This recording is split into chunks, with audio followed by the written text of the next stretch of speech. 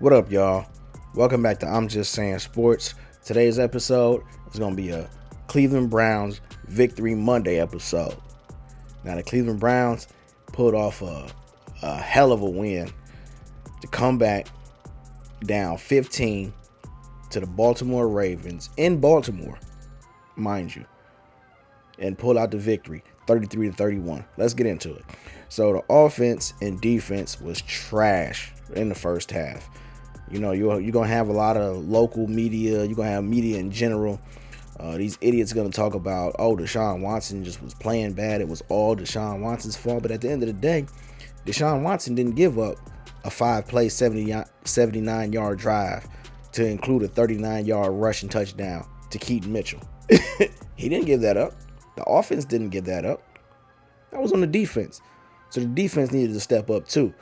Just like they gave up 28 points to the Ravens in the first game they played this season.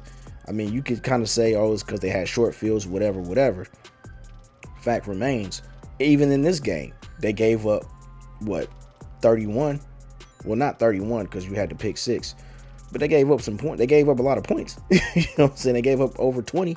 So the defense, there's kinks in that armor, right?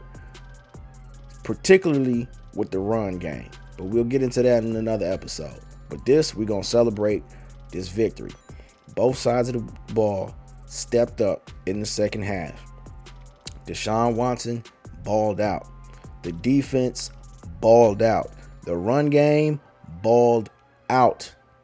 I can't say it enough. I mean, this second half was just like a Dr. Jekyll, Mr. Hyde, man.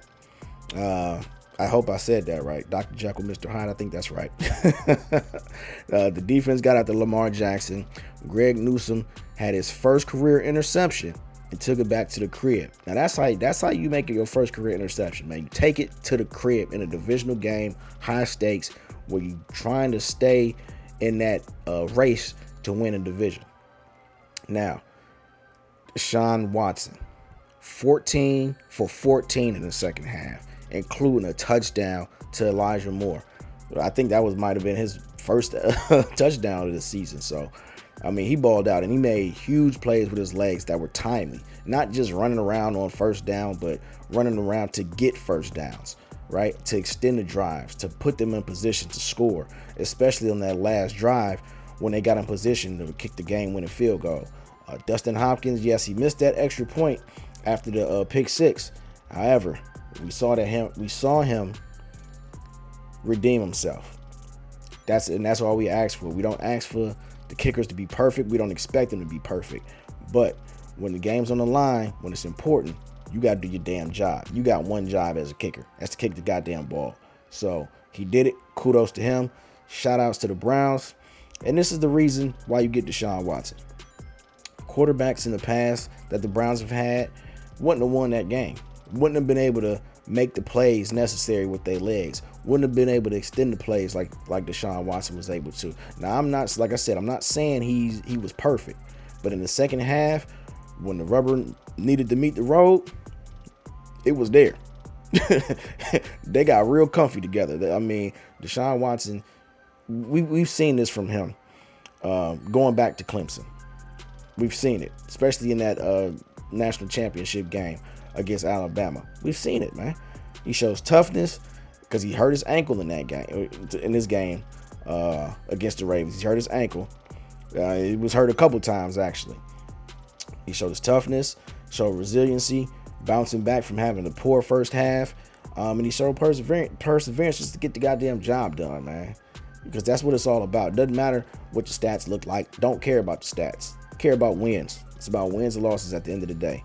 Stats are just, to me, stats just document what happened in the game. For people that didn't watch it and that didn't see it or couldn't watch it or whatever the case is, you can kind of see, okay, but it doesn't show you everything because there's things that happen in the game that don't come up on the stat sheet. So all you PFF freaks, man, kick rocks straight up because this game is not going to look good on PFF. But guess what? Browns got the dub, and that's all that matters. Let's go, Browns. We got a big game coming up on Sunday against the Pittsburgh Steelers. We got to get that back too. You know, they lost to them in week 2. we got to get that back because the Steelers have been looking great. They're ahead of us. If the Browns can beat the Steelers and the Bengals can beat the Ravens, the Browns are looking like they're going to be number 1 seed in the division, at least for that week. So let's go. Let's celebrate this Victory Monday. But then tomorrow, we're going to turn the page. We're going to get right back to the Steelers, man. Let's go, Browns. Peace.